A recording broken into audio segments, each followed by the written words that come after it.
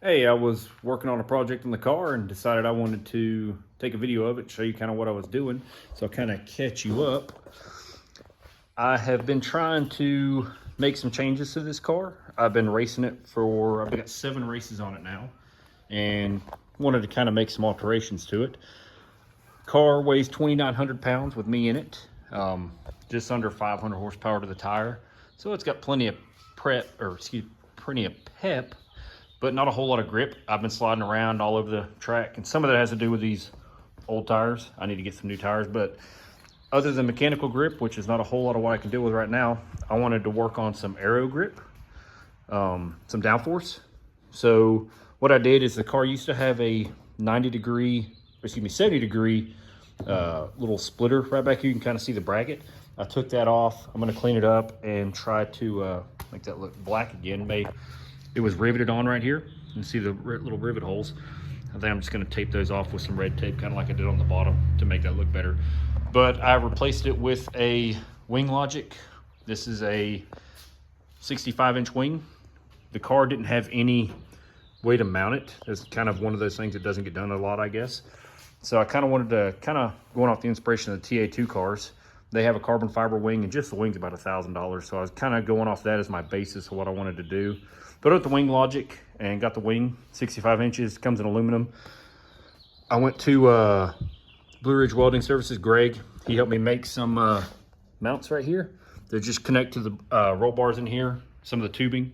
We welded that up. It's super stiff. We put all our weight on it. It ain't going anywhere. Got some 13-inch uprights from Wing Logic. Mounted the wing on here and kind of got the angle of attack about 5 degrees where I'm going to start off at. There's some adjustability in the mounts, so if I need to change it, I can change that here in a little bit. Looking at it, I think it actually kind of looks good on the car. It's kind of different. I think the only stock car that really had wings was the car Tomorrow, and this looks a lot different than that. It doesn't come out too far from the sides of the car, if you can see that. This is a 65-inch wing I measured, and I was looking kind of at the corner here, but if you look at it, the body kind of tapers back. I don't know if you can see that with the glare. Kind of narrows here in the back, and I didn't go with a 70. In hindsight, I may change that in the future, but we'll see. The wing sits up nice and high so that it can hopefully get some clean air over the roof of the car. So we'll see with that. We'll start playing with that, and if I need to change the angles, we'll kind of play with how the car feels. We'll see how the car feels to track and go from there. If you've noticed my book and tape here, real high tech, was making a front splitter. So this is where I wanted to catch you up at. I got the idea for how to do this off of 9 Lives Racing. They kind of have the idea of you put some paper down and trace it. So that's what I did with the book. I taped a marker to it, put this piece of plywood underneath it, and just traced along the edge of the nose where the wing would go, or excuse me, the splitter will go, and got the general outline and shape of it. That's what you see on the board there. I'm gonna measure from that and kind of see how far I want my splitter to come out and kind of get the outline. Once I get the outline, I'll cut it out, put it up underneath the car, and that's gonna be the hard part, I think, of getting it mounted and making it very secure. I'll have to take the hood off, look up underneath there, and see what all I can do with it. But once I get to that point, I'll let you know. Right now, I'm gonna measure out from how far the splitter is. I think I'm gonna do about 4 inches. This car is kind of built like a TA2 car. I know it don't look like it, but everything underneath it is TA2 series, like the howl arms, the suspension, everything but the body is a TA2 car. So like I said, that's my inspiration. They only run I think 1 3/4 inch splitter off the front. I'm gonna go with 4, so I can always trim that if I need to. And the reason they don't go with a lot, I guess, is because it's lip here, because their cars have the same kind of thing. I don't want to go too much because I don't really have a way to support it. I got a couple of the rods off the back of the car where the 70-degree splitter was, or wing was. I'll use those if I need to, but there's just not a whole lot up here. The most substantial metal is the crash bar up here on the front, and I don't have any rods that are that long. So if I do it 4 inches, that may be a little long. I'll have to play with it. There is a bar right here. It's a small one, maybe a 1/2 inch, and I'll see if I can't bolt into that to kind of hold the splitter on. But if it only comes out 4 inches, it may hold it up. We'll see. Once the car gets going pretty quick, there's a lot of downforce pulling on it. I don't want it to break it or pull it off and cause anything to happen on the track. So we'll do 4 inches. We'll see how strong it is, and we'll go from there. Like I said, I can always trim it back some, maybe go 3, 2, but we'll see. The whole bottom of the car is already closed off, so I'm not going to gain a whole lot from that. But with adjusting the arrow on the back of the car, also into the front of the car, so it just doesn't get too much on one end and kind of become unbalanced. So I'm going to go ahead and draw the outline for that. I'll come back, and before I cut it, I'll show you, and we'll go from there. All right, so we've kind of got the overall drawing done. This inside line here, again, that's where I traced the bumper, taped a marker to a book, and just kind of drug it around and traced all that. Then I came out, this line back here on either side is where that bar goes underneath the car. That's where the end of this, that's where the splitter is going to terminate at, underneath the car, so I can give it some support. I drew a straight line out, and all I did was take a ruler, and it's kind of very rudimentary. You'll have to forgive the line. I freehanded it. Was come out and measure 4 inches from the bumper, how far I wanted the splitter to come out, and just saw where that was going to intersect with this straight line, and connected it, and then just kept going dot, dot, dot, measuring myself around, and literally just connected the dots. It's not very pretty, but we're going to try to clean it up when we cut it with a saw. The saw going to be done freehand, so it may turn out hideous, and we'll have to do it again, but we'll see. This is a 1/2 inch sheet of plywood. Bought it at Lowe's. It's like $38, something like that. So if you mess it up, it's not the end of the world. We'll go buy another one. We'll start again. It's just a lot of work. I'll kind of get that lined up there. What I'm going to do with the saw is I'm going to angle the blade in, so it'll kind of give this leading edge of the splitter, kind of taper it, because what I want to do is kind of make it smooth. If it was just a flat wall and the wind hits it, they say it'll kind of break up the airflow. So I'm kind of going to taper it, put the long edge down to where it'll kind of curve the, hopefully curve the air down underneath the car. That way it doesn't separate on that leading edge there. All right, I'm going to go get some sawhorses, set this thing up. I'll cut it, and I'll show you what it looks like. All right, so after making a huge mess, we have our rough outline here. The saw did a good job of putting, I don't know if you, there you go, you can see it on the corner there, wind's blowing all the dust off, putting a good taper on that. I'm going to take a sander and try to, since I did this by hand, I'm going to try to get a sander and clean this edge up some, kind of get it even. And I don't want this to be a sharp point. I'm going to kind of round it off just a hair and kind of give this some smoothness up here. But we got our rough shape. We're going to clean it up. I got the lines, like I said, in the back. I'm going to cut that a little longer. That way, if I mismeasured or anything like that, just eyeballing it at the back, I can take some more material off. You know what they say, measure once or measure twice, cut once. I'm more of a eyeball it and then measure it, and then we'll kind of see what happens. But we're going to clean this up. I'll sand it and cut the end off of it. I'll have to take the car, put it in the garage, put it up on jack stand so I can get up underneath it, and we'll have a look, see how it fits, just test fitting it, and we'll look at mounting it. I'll get you there in a second. All right, so we got the car jacked up. It's sitting on its 4 jack stands. We'll give it the old shake test. Yep, not going anywhere.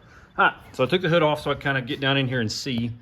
As I said before, the front of the car has a solid under tray underneath it for the front half. It's riveted in place. I'm not going to remove it. I'm going to try to clean it up and some of that. But what my goal is there is a metal bar that runs right up underneath here. You can kind of see it through that hole there. I'm going to drill, once I get everything lined up, put the splitter here with plywood, drill up underneath through here, and nut it on the other side, or lock it in, and do the same back here. This doesn't look very thick. It's pretty thin. I think it's aluminum. But there's a couple supports in it that I'm going to use. So I'll show you those real quick. Like I said, this is why I didn't come all the way back with the splitter. I'm just going to use this bar right here. So I can show you down in here. There are some supports on this bar that goes all the way across. Like I said, it's just a thin piece of metal. It's pretty solid though, but I don't want to put too much stress on it. So I'm going to, like right here where this hole is, I'm going to take this one out, drill a bigger one, through this support here, all the way through to the splitter, and I'll bolt it up there. I'll do the same back here where these supports are, and so on and so forth, just to kind of give it some strength. And then here is that bar to the front I was talking about. I can't go through the top of it. There's only, I don't know, half, 3/4 inch up in here, so I can't drill through top down. I'm gonna have to drill from bottom up. Then when the bolt's sticking through, thread a nut onto it and make sure it's nice and tight locked on there. And I'll be able to do the same back here. This is the actual bar that goes all the way through. It's just not covered up back here, so it's easier to see. So that's my plan. I'm gonna get the splitter, bring it back here, get it all clamped into place. I'll put a bunch of clamps on it to where I can hold it up. And the front half, I can't really clamp, so I think I'm gonna take the jack and just kind of support it up in the middle and hold it up into place. Once I get that done, I'll kind of finesse it around, and I'll show you guys what that's gonna look like. Then I'll start drilling holes and getting it mounted. All right, so got the splitter up underneath the car, and you can kind of see a small gap on the front. That's because I got the jack kind of balancing on it, and I put another piece of wood there so it wouldn't crack mine, but that's just kind of keeping it from being flush up in the front. In the back, I mean, I guess first time lucky, I've got the wood C-clamped right there. I may have to trim some off here, but there's only about a 1/2 inch, and I don't think I'm going to have any tire clearance issues. So I've got it C-clamped on this side, and the same over here. I went through with my ruler. Where'd my handy dandy ruler go? Oh, here it is. I went through with my ruler and measured everything to make sure it was the same distance around. So now what I'm going to do is I'm going to go through with my drill and try to go ahead and get the holes put in where I want it and some bolts in place to make sure it'll sit. And the idea I have is going to work. After that, we'll take it back off. We will put the rhino liner kind of bed coat in it to cover it up. And then I'll paint maybe the top part of it black to see what it looks like, so it'll match the wing in the back. And we'll get it mounted back up. We'll see how this thing's working. All right, so let me get the drill, let me get some bolts, and I'll kind of show you what I'm gonna do. All right, so I believe we're at a stopping point for now. I have put bolts, there you go. You can kind of see some of these through here just to kind of hold it in place. I've probably got 6 on each side, and then a couple down the middle here where this support is underneath there to kind of give it some support. I tried to drill through this and up into the bar underneath, and you can kind of see that gap. There's nothing on the front yet holding it up, just that jack over there. The issue was that bar is so close to this plastic bumper up there that I can't reach in and thread anything on. So with it being, it's a heavy duty bar. It's the same as, look, you might be able to see it through here. It's a 1/2 inch square tubing. So what I'm gonna do is I'm gonna go get some lag screws and just screw directly from the bottom of this with a washer and screw up into that to keep pressure on it. So before I do that, that's gonna kind of be final. I don't wanna take the screws in and out. I wanted to make this removable, and it will be removable to a sense, but it's not something I'm gonna wanna take off every time I put the car in out of the trailer. So with that being said, it's kind of rainy out here, and I don't wanna paint in humidity, but I'm gonna put it up on a stand probably tomorrow and paint it with some, I think that's loud, some bed liner paint I got at Harbor Freight. I'll show that. I'll paint it up, get it all nice and prettified. That would look good underneath the car and kind of give it some waterproofing and a little bit of resistance for scrubbing and hitting on things, stuff like that in the trailer. And then I'll get it mounted back up with them lag screws, and it should be good to go. All right, so once we get it ready for paint and get it painted, I'll show you what it looks like. All right, so we got some pretty weather out here today, and I have just done the first little bit of painting this with some truck bed coating.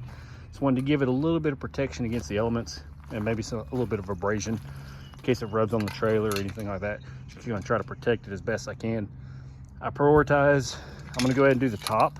That way, if this thing gets a little dry, I can flip it over and focus on the bottom, and then maybe this side will get a little tacky and touched up from the stand it's sitting on. But I'm not so worried about that as long as I don't put it on the edge here. Shouldn't be that big of a deal because that's all you're gonna be able to see from the top. So I'm gonna let this dry, see how tacky it gets, and then once it's ready, I'll flip it over and do the bottom.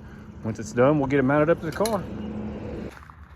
All right, so we got it painted. It's not perfect, but it'll do.